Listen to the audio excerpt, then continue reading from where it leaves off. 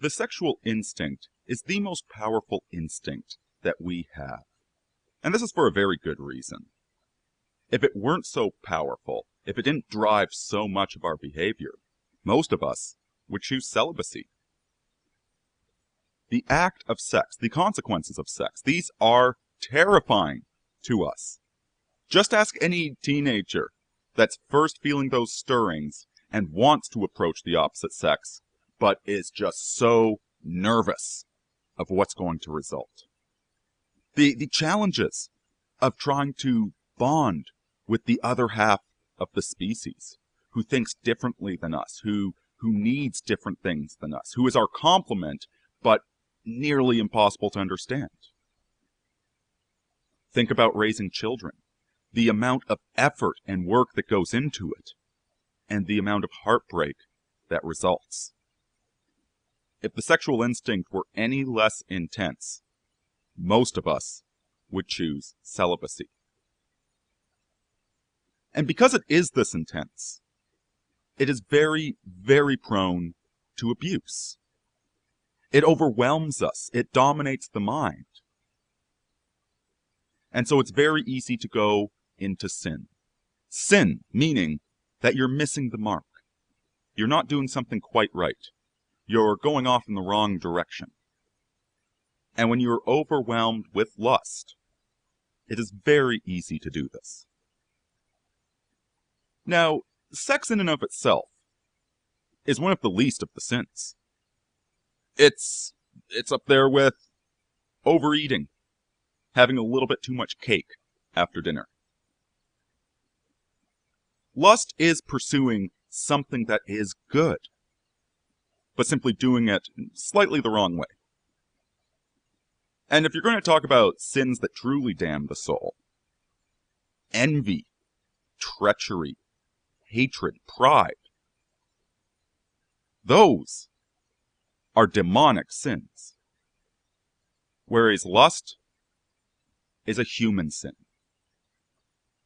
It's something that everybody has experienced and everybody has messed up to one degree or another. It's hardly the worst of them. But it's dangerous because of what results from engaging in sexual sin. The physical consequences are self-evident. Having sex at the wrong time with the wrong person when you're not ready for it can result in a lot of heartbreak, a lot of cruelty, a lot of damaged emotions. It can result in unwanted children, or children that you're not prepared to raise, or that you're now raising with the wrong person. Sex exposes you to infections, to disease. It's a very powerful vector for these bugs to get into you. On the purely material sense, sex is very dangerous. But even on the spiritual side, even though sex itself is not that great of a sin, it can lead to sins that are very, very destructive of your soul. Thomas Aquinas listed 8 daughters of lust, which he identified as being the result of sexual sin. The first 4 are sins of the intellect, failures of the intellect, whereas the last 4 are failures of the will. So what does this mean? What is the intellect? What is the purpose of our intellect? And what is the purpose of our will? The purpose of our intellect is to behold the truth, to perceive the truth. This is scientific truth. This is personal truth, moral truth. This is to perceive the best way to go about achieving our ends. Because the truth is just one of the many faces of God, co-equal with the others. Truth and goodness are equally embodied in God. And when we fail to use our intellect, we fail to accurately perceive God. And the will has, again, a twofold nature. The will is there to regulate our animal instincts. Animals need do nothing more than follow their instinct. But man, being half animal and half angel, we are called to regulate those animal instincts and employ them in the best manner possible. Our will is used to regulate that. But our will is also there to look towards the ineffable, to look towards the good, to will good in the world, to will good in ourselves, and to will good for those around us. And so a failure of the will is when the will is weak or where the will is looking elsewhere. Now the first four daughters of lust, they are of the intellect, and they tend to be a confusion of means and ends. The first is what Aquinas calls the blindness of mind. This is where the ends are lost into lust. The means are still there. The intellect is still there, regulating the means, finding the best means. But the ends itself, the happiness and pleasure of sex itself, is viewed as the end, as opposed to simply one step towards a higher end. You've seen this before with people that confuse their addiction for being good. With the glutton who regularly overeats and takes pleasure in the food, but shows no regard for their body. They have lost what the end of food is, that pleasure from eating is only one part of what eating is. They think the end is the pleasure itself. And so think of the sodomite. He who pursues pleasure for pleasure's sake, without realizing that it's just one facet of something higher.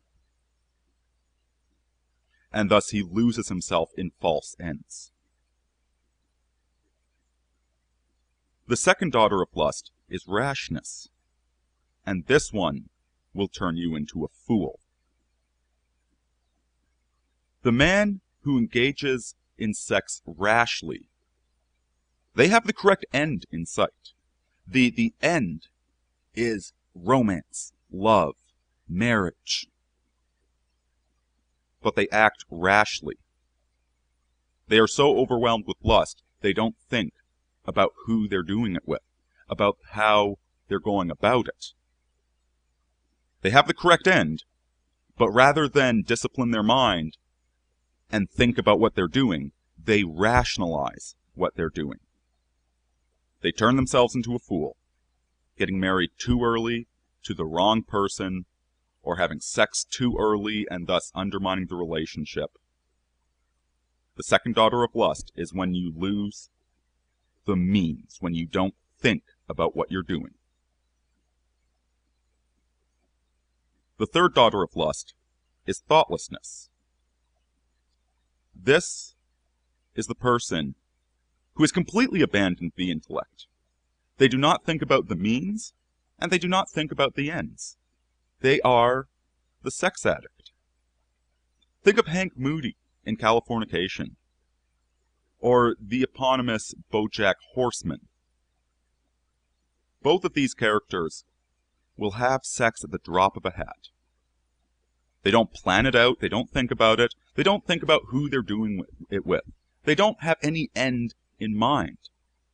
And so repeatedly, they have sex with the wrong people at the wrong time, hurting the other person, hurting themselves, hurting their friends, and destabilizing their own life, because they don't think about it at all.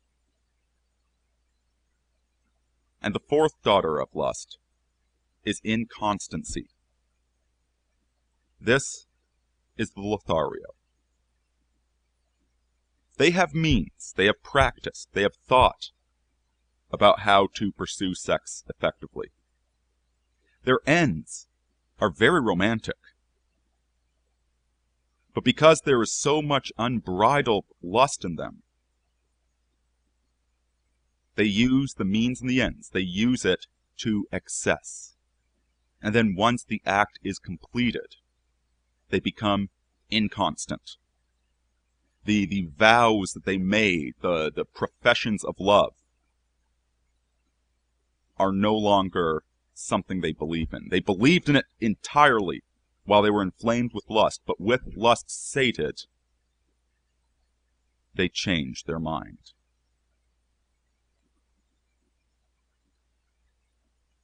The four failures of will occur when the will is not focused in the correct direction. And so the fifth daughter of lust, and the first failure of will, is self-love. This is the porn addict. The will is supposed to be focused on the world around you. It's supposed to be focused upon God. That is the direction that the will should be pushing you in.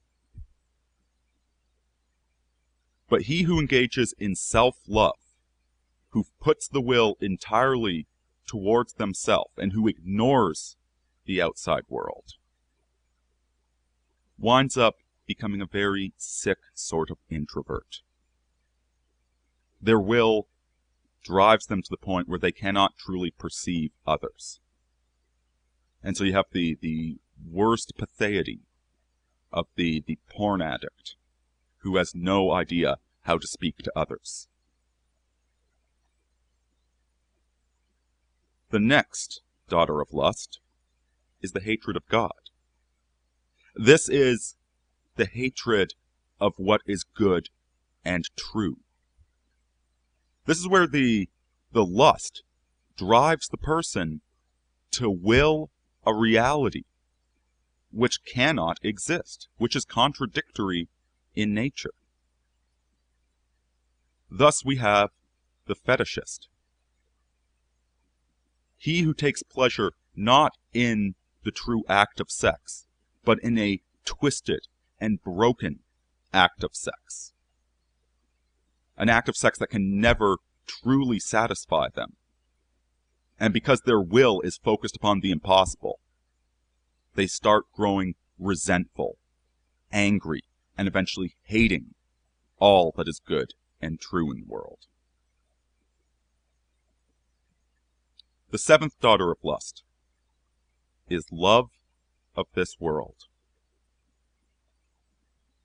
The will is focused not on the ephemeral. It is focused entirely on the objective. They put all of their life essence into that which is temporary. We have the pornographer, the man who dedicates his life and his artistry into celebrating the most bestial and venal nature of man, who focuses all of his will and energy on the merely animal. He takes all of the beauty of artistic creation and degrades it, because his will never looks above the horizon. And the eighth and final daughter of lust is despair of a future world. This man has so soaked himself in sexual sin, has so depleted himself, has so burned himself up in lust, that he has no will left. He becomes a coward. He despairs of virtue. He might see what the purpose is. He might see the ends, the true ends that he should be following. He might see that the path he's on is leading to utter destruction. But he has become a nihilist. He lacks the will. He has dissipated his will into excess and has given up on any hope of truth, beauty, or virtue.